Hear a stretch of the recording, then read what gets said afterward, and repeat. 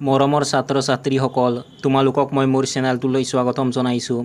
আজি মই পঞ্চম শ্ৰেণীৰ আমি আৰু আমাৰ পৰিৱেশ পাঠ্যপুথিৰ পাঠ ৮ দুৰ্যোগ আৰু আমি পাঠটোৰ অনুশীলনীৰ প্ৰশ্নসমূহৰ উত্তৰসমূহ আলোচনা কৰিম। গতিকে তোমালোকে ভিডিঅ'টো প্ৰথমৰ পৰা শেষলৈকে চাবা। অনুশীলনীৰ ১ নম্বৰত দিয়া আছে উত্তৰ লিখা। ক নম্বৰ প্ৰশ্নটো হৈছে প্ৰাকৃতিকভাৱে হোৱা তিনিটা দুৰ্যোগৰ নাম উল্লেখ কৰা।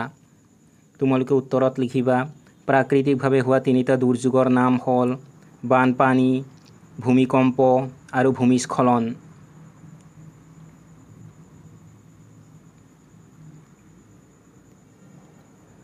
খ নম্বৰ প্ৰশ্নটো হৈছে কৃত্ৰিম বানপানীত কেনেধৰণৰ দুৰ্ঘটনা হ'ব পাৰে। তোমালোকে উত্তৰত লিখিবা কৃত্ৰিম বানপানীত মানুহৰ ঘৰ দুৱাৰ, সা সম্পত্তি, গছ গছনি, প্ৰাণী আদি পানীত উটি যায়। মানুহ গৃহহাৰা হয় আৰু সা সম্পত্তিৰ বিস্তৰ ক্ষতিসাধন হয়। বানপানীৰ সময়ত দুৰ্ঘটনাত পতিত হয় মানুহ, প্ৰাণী আৰু চৰাই চিৰিকটিৰ মৃত্যু হয়। বানপানী হৈ যোৱাৰ পাছত পৰিৱেশ প্ৰদূষিত হয়। কলেৰা, গ্ৰহণী, টাইফয়েড আদি ৰোগত মানুহ আক্ৰান্ত হয়।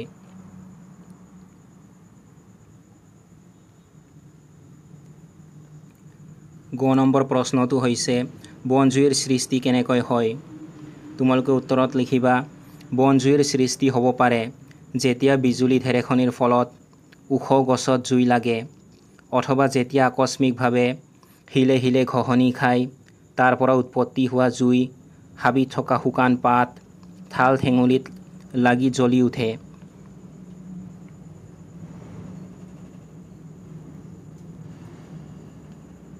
ঘ নম্বৰ প্ৰশ্নটো হৈছে ভূমিস্খলন হোৱাৰ কাৰণবোৰ লিখা।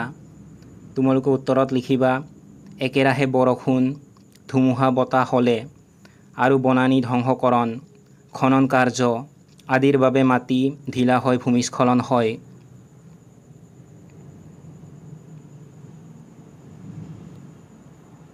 দুই নম্বৰত দিয়া আছে ক অংশৰ লগত খ অংশ মিলোৱা।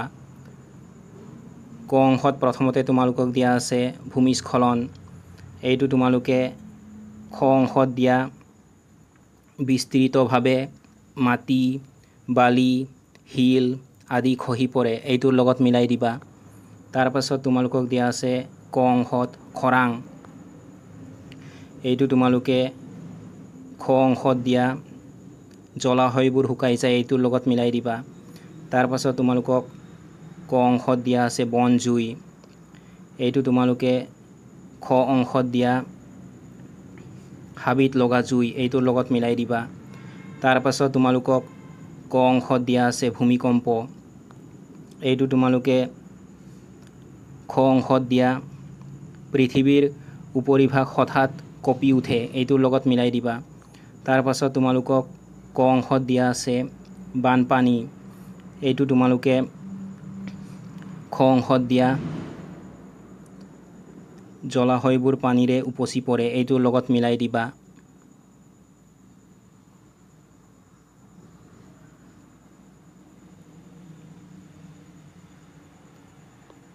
তিনি নম্বৰত দিয়া আছে তলত দিয়া দুৰ্যোগবোৰৰ বিষয়ে চমুকৈ লিখা। তোমালোকক ক নম্বৰত দিয়া আছে খৰাং। তোমালোকে উত্তৰত লিখিবা খৰাং হৈছে এক প্ৰাকৃতিক দুৰ্যোগ। বহুত দিন বৰষুণ নোহোৱাৰ ফলত ভূপৃষ্ঠ আৰু ভূগৰ্ভৰ পানীৰ উৎসসমূহ শুকাই যায়। ইয়াৰ ফলত মাটি শুকাই ফাটি যায়। মানুহ, প্ৰাণী আৰু উদ্ভিদৰ পানীৰ অভাৱ হয় আৰু খেতি বাতি নোহোৱাৰ ফলত খাদ্য সামগ্ৰীৰ অভাৱ হয়। মানুহে যধে মধে গছ গছনি কটাৰ ফলতো খৰাং হ'ব পাৰে।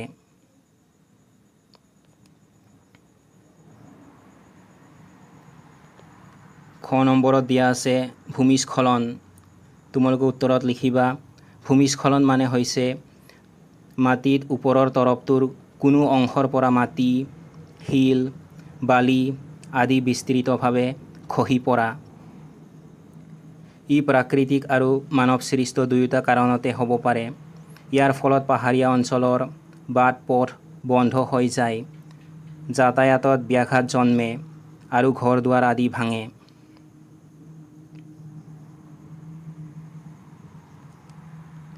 গ নম্বৰত দিয়া আছে ভূমিকম্প।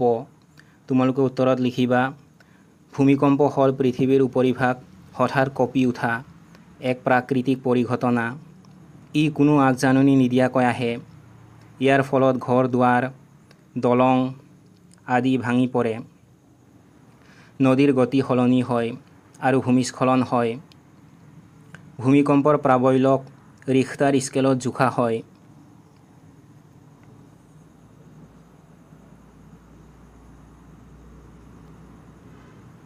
চাৰি নম্বৰত দিয়া আছে পাৰ্থক্য লিখা। ক নম্বৰত দিয়া আছে খৰাং আৰু বানপানী। তোমালোকে উত্তৰত লিখিবা খৰাং বহুদিন বৰষুণ নোহোৱাৰ ফলত সৃষ্টি হয়।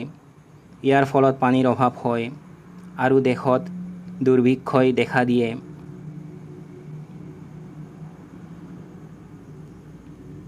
বানপানী অত্যধিক বৰষুণৰ ফলত নৈ উপনৈ আদি জলাশয়বোৰৰ পানী উপচি পৰি সৃষ্টি হয়। ইয়াৰ ফলত মানুহৰ ঘৰ দুৱাৰ সা সম্পত্তি গছ গছনি প্ৰাণী আদি পানীত উটি যায়।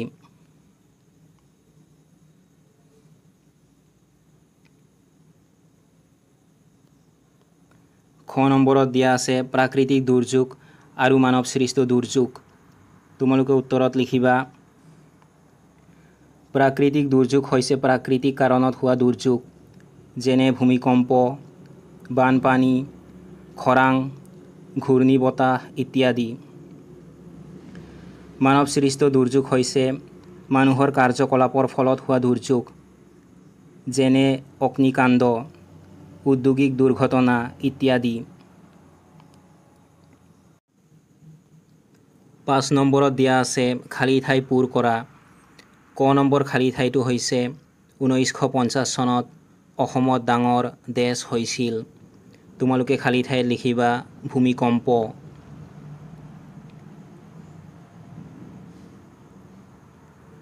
খ নম্বৰ খালী ঠাইটো হৈছে বনানীকৰণৰ যোগেদি দেশ ৰোধ কৰিব পাৰি। তোমালোকে খালী ঠাইত লিখিবা ভূমিস্খলন।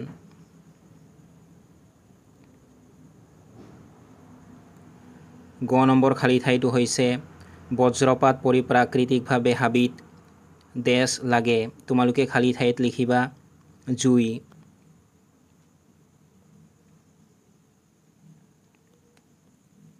ঘ নম্বৰ খালী ঠাইটো হৈছে বাসযান তৈলখাদৰ বিস্ফোৰণ এটা দেশ দুৰ্ঘটনা। তোমালোকে খালী ঠাইত লিখিবা ঔদ্যোগিক।